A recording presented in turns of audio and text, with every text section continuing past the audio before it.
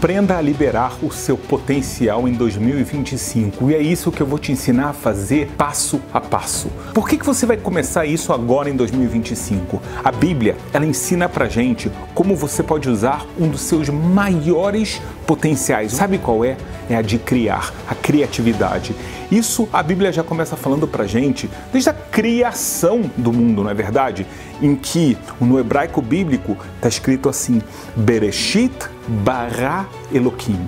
No princípio, bara criou Deus. A palavra bara no hebraico bíblico é diferente de uma outra palavra que também aparece no hebraico bíblico, também no começo da criação, que é Yotzer. Yotzer também é criar, mas qual a diferença? Bara é você criar do inexistente. É algo que não existia e vai passar a existir a partir de agora. Yotzer é quando você já tem algo e a partir desse algo você vai melhorá-lo. A Bíblia fala que você tem um potencial de criação, de criatividade. Você, quando começa um ano novo, você tem o potencial, a chance, a oportunidade de apagar os erros, os fracassos, a mediocridade que aconteceu até agora e chegar a uma prosperidade, chegar a uma felicidade, a uma plenitude. E você vai fazer isso utilizando o potencial divino que você tem. E da onde que a gente aprende isso? Porque você foi criado à imagem e semelhança de Deus. Significa que parte dos poderes divinos existem em cada um de nós. Então, o que Deus faz? Ele te convida a ser parceiro dele na criação. E parceiro dele na criação é você fazer algo extraordinário, fazer algo que realmente vai mudar a sua vida e também, é claro, vai mudar a vida das pessoas que estão ao seu lado. Você está perguntando como eu faço isso? Eu vou te ensinar passo a passo. É curioso, antes disso, você saber que o Talmud fala que toda pessoa que estuda e medita sobre a palavra de Deus, ele tem a capacidade de trazer algo novo ao mundo. Então, o primeiro passo que você vai fazer para se tornar criativo e mudar a sua vida é estudar com profundidade, meditar sobre a palavra do Eterno. Vocês têm que entender que o Eterno, ele colocou esse poder de criação, de inovação, de mudança dentro da Bíblia, dentro das palavras que ele trouxe. Então, quando você estuda a Bíblia corretamente, você vai chegar nisso. Mas não basta ler como se fosse um gibi, como se fosse um jornal. Você está lendo um texto sagrado, você está lendo um texto que foi escrito pelo próprio Criador. Então ele possui muita sabedoria. Então toma muito cuidado com a tradução que você vai utilizar e mais. Não passe pelas partes que você não está entendendo. Você precisa de orientação para poder meditar, para poder refletir corretamente e chegar às conclusões. Então, esse é o primeiro passo que você tem que entender. Você vai utilizar a sua capacidade criativa. Você vai falar, poxa, mas eu não sou criativo, eu não nasci para isso. Tem algumas pessoas que você vê que são muitos, mas você está enganado. Por quê? A partir do momento que toda pessoa foi criada à imagem e à semelhança do Eterno, significa que não é um talento único. É verdade que tem pessoas que vão ter ideias mirabolantes, vão bolar uma propaganda muito original. A gente está falando de outra coisa. A gente está falando da capacidade de você ser criativo dentro da sua vida e poder transformar mesmo desde o princípio ela. Essa capacidade é uma parceria que Deus convida todo ser humano a fazer parte dela. Então você também faz parte disso. Então quando você pensa, não tem poder criativo, o primeiro passo que você está falhando é o estudar a palavra de Deus. E se você me fala, mas eu já estou estudando, mas você está entendendo? Você realmente compreende o Gênesis? Você compreende cada passagem do Êxodo e assim por diante? Se não, está faltando algo. Isso é uma coisa que eu me dedico há mais de 25 anos, ensinar as pessoas corretamente a Bíblia, a palavra de Deus. E as transformações são impressionantes. Fica a dica, recomendo a Academia de Moisés.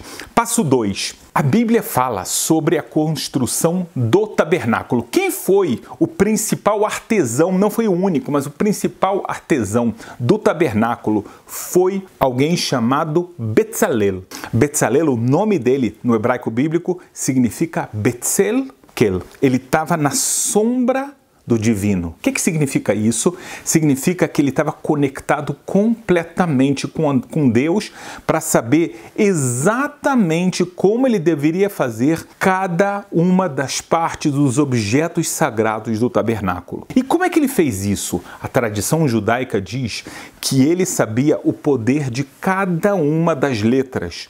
Cada letra do alfabeto hebraico, quando você vê um rolo bíblico original no hebraico, você vê as letras.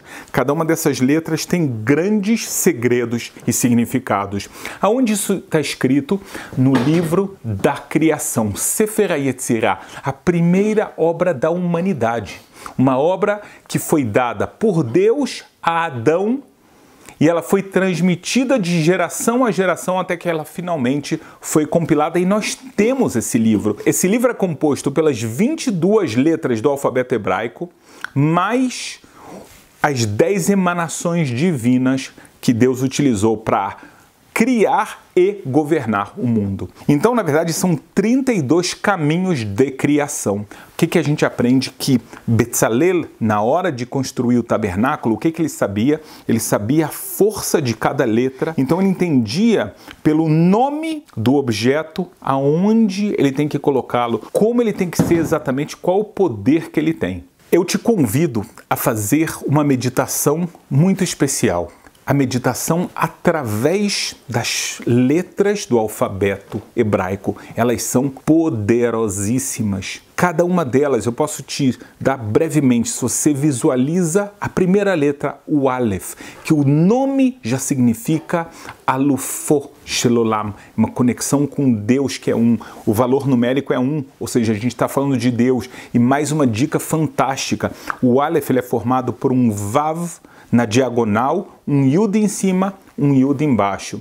Uma das coisas que eu posso te revelar agora é que o valor numérico de tudo isso que eu falei, o Yud, ele vale 10, o Yud de baixo também vale 10, é a numerologia dele, o Vav vale 6. Isso faz 26, que é a mesma numerologia do tetagrama, que possui as letras hebraicas do Yud, o Rei, depois o Vav e depois o Rei. Então, quando você pega, você entende que o Aleph, ele tem uma representação do divino que está escrito: escuta Israel, o eterno é nosso Deus, o eterno é um. Quando você começa a entender só uma parte desse significado, depois você vai entender o Bet. O que significa o Bet? O Bet significa uma casa. E por que ele tem esse formato? Mais uma vez, eu tenho um curso inteiro na Academia de Moisés, onde eu explico letra por letra todos os significados. Quando você é capaz de fazer a meditação das letras hebraicas, o que acontece? Você muda a sua capacidade cerebral. Você expande ela, você traz uma luz muito grande, a luz da criação, porque foi através dessas letras que Deus proferiu as palavras para criar o universo. E Ele te convida, Ele te ensina através do livro da criação a fazer o mesmo caminho. E a gente tem essa tradição e eu estou te dando ela está à disposição. Basta você ver um curso inteiro na Academia de Moisés sobre esse tema. Passo número 3. Você tem que aprender a transformar as limitações em possibilidades. Como é que você vai fazer isso? Você percebeu que Deus criou o universo através de 10 pronunciamentos. Houve 10 vezes que Deus falou, eu estou fazendo algo, né? Então ele criou através das palavras. Mas existe uma pergunta muito forte: por que Deus não criou de uma vez só, com um pronunciamento? A ideia é de que os limites que você coloca nas suas metas são aquilo que na verdade vão levar você para o sucesso. Quando uma pessoa tem a visão de um ano novo, muito melhor, muito mais poderoso, mas ela pensa, antes de tudo, de uma forma assim que ela não tem forma, não tem direção. E mesmo que tenha, às vezes o sonho é grande demais, é alto demais. Então ele não consegue pensar, mas qual a forma que Deus ensina a gente a fazer? Deus claramente podia ter feito de uma vez, mas ele divide a criação em 10 dizeres, 10 pronunciamentos para ensinar o ser humano. Faça passo a passo. Faça partes pequenas e elas é que são poderosas. Se você tentar fazer uma passada demais, que ela é grande demais, a pessoa acaba não fazendo ou ela acaba caindo. Então, mais uma vez, a força da criação não está em revolucionar de uma hora para outra. Você sim vai revolucionar, mas passo a passo. 10 pronunciamentos. Então, você vai ter que entender que às vezes as suas dificuldades, as suas limitações são exatamente as suas oportunidades, as oportunidades de você crescer. Então, esse é o terceiro passo que eu te convido a você parar, pensar para você mudar o seu novo ano. Existe um grande segredo que é o próximo passo. As pessoas pensam que quando é que elas vão conseguir fazer a maior transformação da sua vida, quando elas estiverem em constante ação, pensamento e algo ininterrupto. E elas estão muito enganadas. Mais uma vez, vamos olhar o que Deus fez na criação. O que Deus fez foi algo fantástico. Ele 6 dias criou e no 7º ele simplesmente para de criar. Esse é o Shabat bíblico, o sábado, que Deus fala emular ele, para a gente imitar o seu comportamento, guardar o Shabat. O que significa isso? O Shabat é o dia onde a gente para de trabalhar, a gente para inclusive de pensar em dinheiro, em preocupações, em contas, em compras e assim por diante. É um dia do espiritual, é um dia da mente. Quando a mente e o corpo têm esse relaxamento, então você ganha uma capacidade criativa espetacular. O grande sábio Rab Nachman de Breslav, ele dizia assim: se você quer clareza e novas ideias, desconecte-se da agitação e conecte-se à fonte de sabedoria, a fonte divina, a fonte da sua alma. Quando você está tão agitado, você não consegue ter contato com a sua essência, com o seu interior, com a sua verdade, com os seus poderes. Então, a ideia do Shabat é você ter um dia em que você para, em que você relaxa, que você está descansado, mas não só fisicamente, mentalmente, emocionalmente e espiritualmente. O poder é muito grande. Por um lado, a Bíblia fala que o Shabat, ele é algo que Deus deu para o povo de Israel, mas a ideia do Shabat ela é universal. A ideia de você parar e ter o seu dia de descanso, o dia da sua conexão com o Criador, com a sua essência, com a sua família, esse dia de relaxamento, ele é fundamental. Sem isso, você não vai conseguir chegar em lugar nenhum. E mais, o Shabat, ele convida você a algo que é poderosíssimo, que é a Hitbodedut.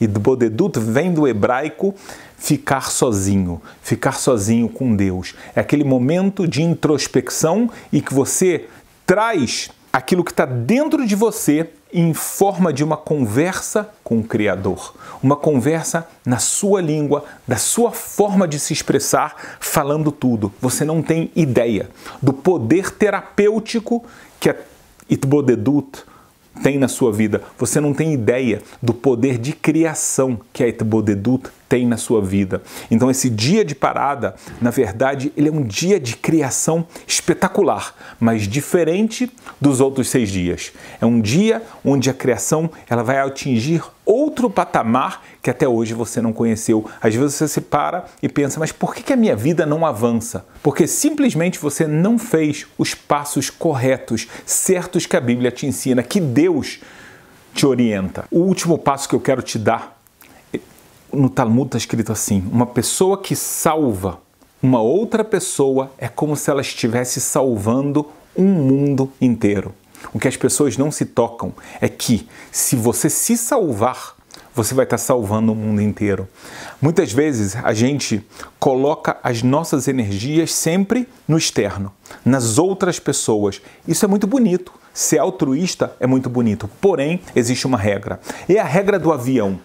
Todo mundo que viajou de avião sabe que existe um perigo da cabine ficar despressurizada. Isso significa que fica com menos oxigênio. Então tem máscaras que vão cair em cima do seu assento e você vai colocar em cima da sua boca e do seu nariz. Mas o que acontece se do seu lado tem uma pessoa que ela não sabe colocar a máscara? É uma criança, uma pessoa idosa. A regra é a seguinte: você tem que colocar antes a sua máscara e depois você vai botar na pessoa ao lado. Sabe por quê? Porque se você tentar colocar na pessoa ao lado, você vai ficar sem ar, provavelmente você não vai conseguir ajudar ela e você também vai ficar sem ar.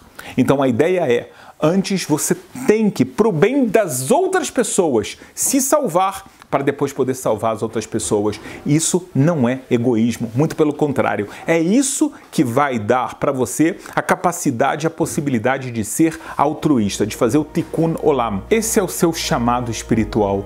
Você tem uma chance de sonhar, de meditar, de pensar, de programar, e eu te dei os passos. Siga esses passos. Por quê? Porque são passos que estão na Bíblia, que Deus ensina elas, algo que o povo judeu pratica há 3.000 anos. E não é à toa que a gente consegue inovar e renovar e dessa forma ter sucesso, porque eu quero saber que você, no próximo ano, vai ser uma pessoa próspera e com muito sucesso na sua vida.